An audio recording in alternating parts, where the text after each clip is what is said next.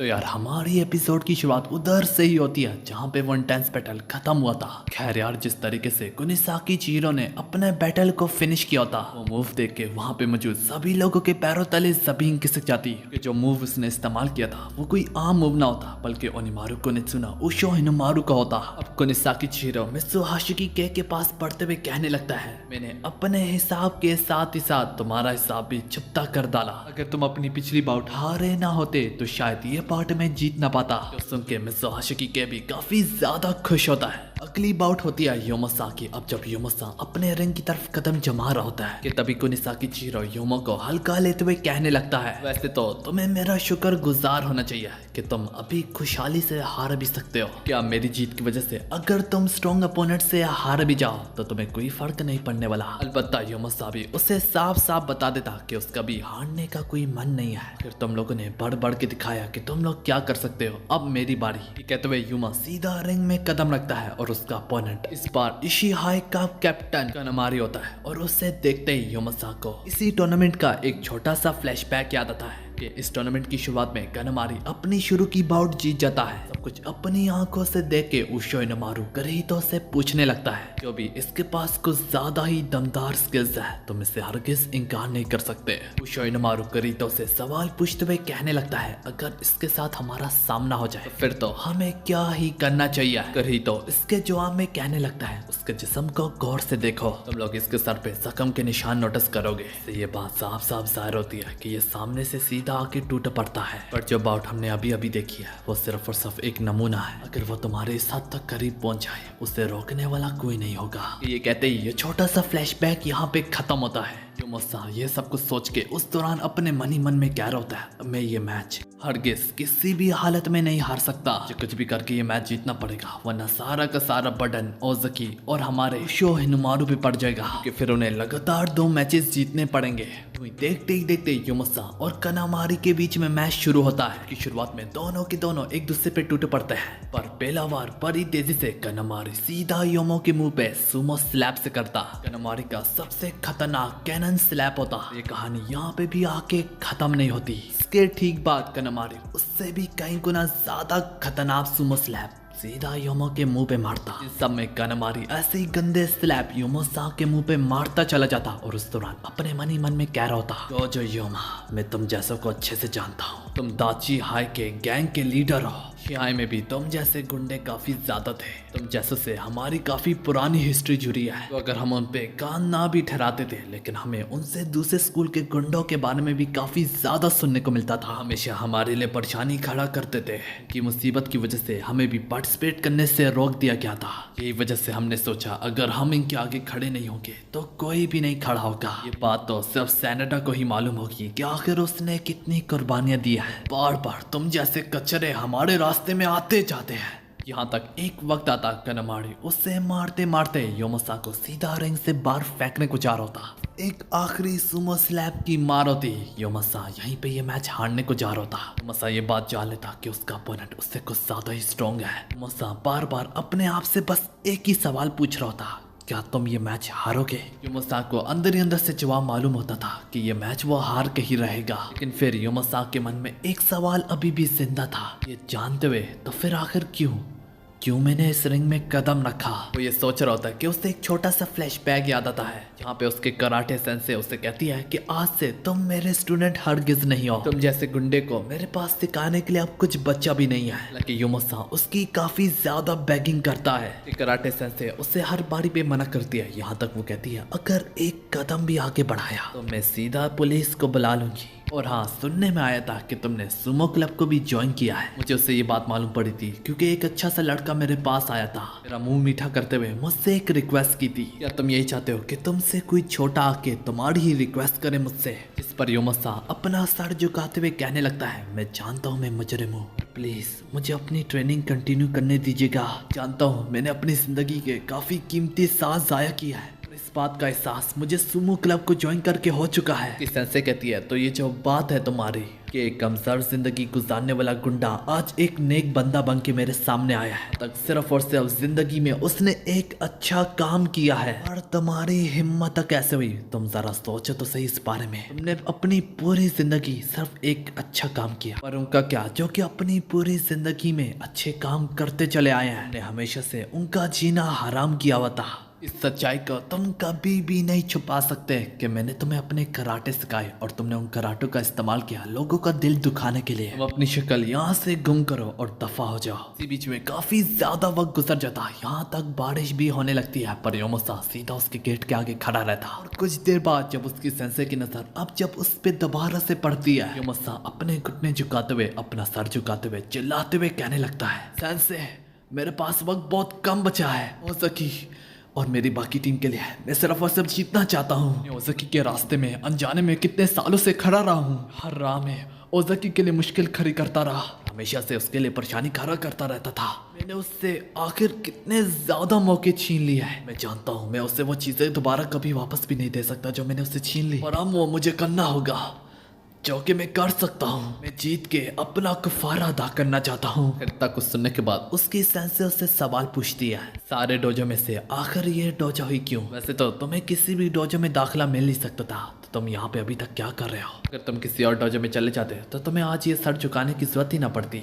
तो तुम अभी तक क्या कर रहे हो यहाँ पे? योमो सब बता देता है, क्योंकि आज के बाद से मैं कभी कोई आसान रास्ता नहीं चुनूंगा। जाके उसकी सेंसे उसे माफ करती है और उसे बताती है, कहीं ना कहीं पे तुम्हारे साथ मैं भी गुनहगार हूँ, अंदर आओ, मैं तुम्हें कुछ ऐसी टेक्निक सिखाती हूँ जो कि तुम्हारे सुमो क्लब में भी काम आएगी। हाँ यार, यहाँ पे हमारी ये छोटा सा फ्लैशबैक खत्म होता है। प्रेजेंट में योमोसा उसके वार को डॉच करते हुए कराटे मूव से उसे टैकल करते हुए सीधा सुमो रिंग से बाहर फेंकने को जा रहा होता है। मूव के कारण दोनों की पोजीशन अब चेंज हो जाती है कि एक वक्त में योमोसा रिंग के कोने से बाहर गिरने को जा रहा था, मूव का इस्तेमाल करके अब उसकी जगह कनमारी अब रिंग से बाहर गिरने को जा रहा है। देखते देखते बस योमोसा उसके पीछे से एक वार करने को जा रहा होता है, यहाँ तक योमो का सुमो स्लैप सीधा कनमारी के सर पे जाके लगता है। ये सब कुछ देख के लोगों के पैरों तले जमीन खिसक जाती। कनमारी ने तो उसे सिर्फ और सिर्फ अपने सर से ही ब्लॉक कर लिया होता है। ना कि सिर्फ इतना, हैरानगी की तो बात ही होती, वो यहाँ तक उससे अपने सर से ही पीछे धकेलता। इसी बीच में योमोसा अपने आप पे काबू पाते हुए एक बार फिर से वार करने के लिए आगे बढ़ता।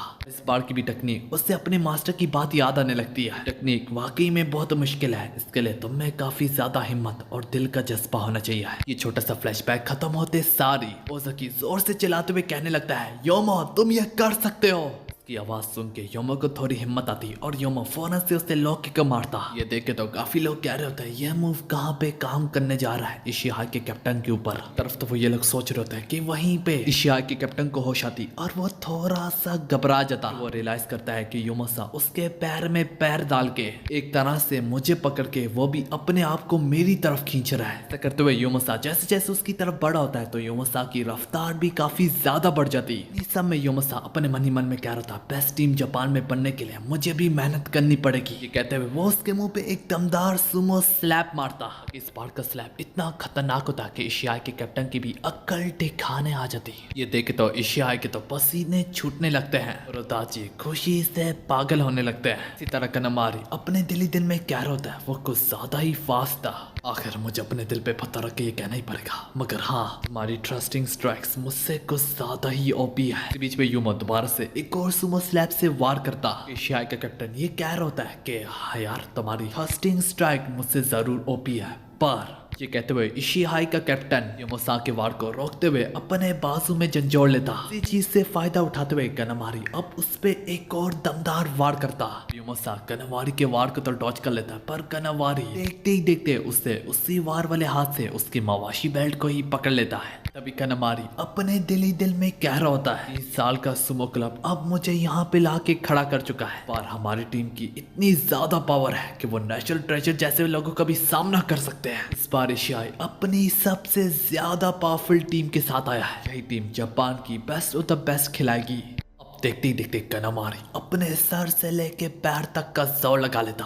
गंदी टेक्निक से योमो को सीधा जमीन में पटक डालता। इसी के साथ ये बाउट कनमारी जीत जाता। यहाँ पे आखिर में कनमारी अपने दिल ही दिल में क्या होता है वो बात तो ठीक है, जो तुम्हारा आखिरी वार था वो कुछ ज्यादा ही खतरनाक था। खैर यार योमासा रिंग से बाहर निकल के सबसे माफी मांगता है तो ओज़की उससे कहता है फिक्र मत करो, मैं ये मैच जीत के उशो के लिए रिंग को सजाऊंगा।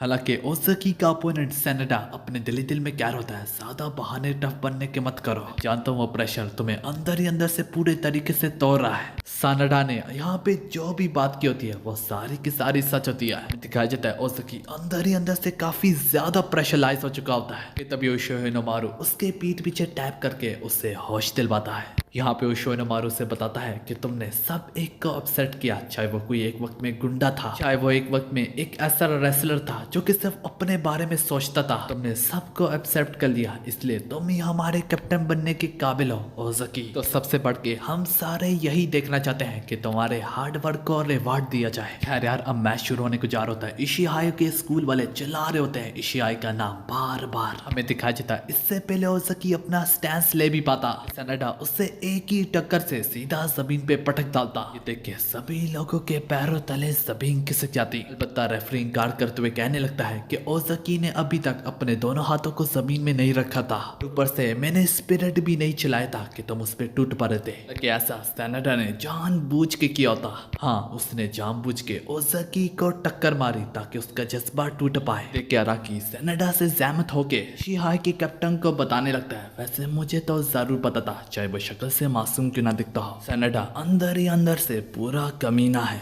ऊपर से मैंने इसके बारे में काफी ज्यादा अफवाहें सुनी है, सारी की सारी कहानियां, कि उसके मुंह से ये सुन के कमावारी फौरन से इनकार कर डालता और उसे बता देता कमावारी उनमें से किसी एक का भी हिस्सा नहीं था। ना कि सिर्फ इतना बल्कि आगे वो अपने दिल ही दिल में मजीद बोलता, वैसे तो मैं समझ सकता हूँ कुछ लोग ऐसा क्यों सोचते हैं। कहानी जाती है बाउट पे जो कि एक बार फिर से शुरू होने को जा रही होती है। योमा काफी परेशानी से कहने लगता है क्या वो दोबारा से तैयार है। सेनेडा ने बाउट शुरू होने से पहले उसे उसी लम्बे पे वार किया जिस वो खुद को अपने आप को तैयार कर रहा था इस बाउट के लिए। जैसे ही स्पिरिट चलाता है सेनेडा फौरन से एक बार फिर से ओज़की पे टूट पड़ता, पर इससे पहले वो ओज़की को छू भी पाता, ओज़की फौरन से उसके मुंह पे सुमो स्लैप मारता। ये देख के सभी लोगों के पैरों तले जमीन खिसक जाती और इशिया से मावाई कहने लगता है पिछले वार के कारण तो ओज़की की हिम्मत तो टूट जानी चाहिए थी। लेकिन हमें दिखाई देता है ओज़की अपने अगले वार की भी तैयारी में होता है। इसी दौरान सेनेडा अपने मन ही मन में कह रहा होता है, अब समझा जिस वक्त तुमने बस इस रिंग में कदम रखा उस वक्त से ही तुमने अपने मैच को अंदर ही अंदर से शुरू कर डाला था। पर ना कि सिर्फ इतना, अलबत्ता ओज़की खुद भी अपने आप पे हैरान होता कि हाँ यार, यहाँ तक मैं खुद भी हैरान हूँ कि कितना कामली से मैं इसका सामना कर रहा हूँ। खैर यार जैसे उसने मेरा जज्बा तोड़ने की कोशिश की, इसका मतलब वो मुझे अपनी बराबरी का समझता है। इसी सब में कहानी एक बार फिर से अराकी की तरफ जाती है। अराकी काफी हैरानगी से कहने लगता है, क्या मतलब तुम्हारा कि सेनेडा एक गुंडा नहीं है।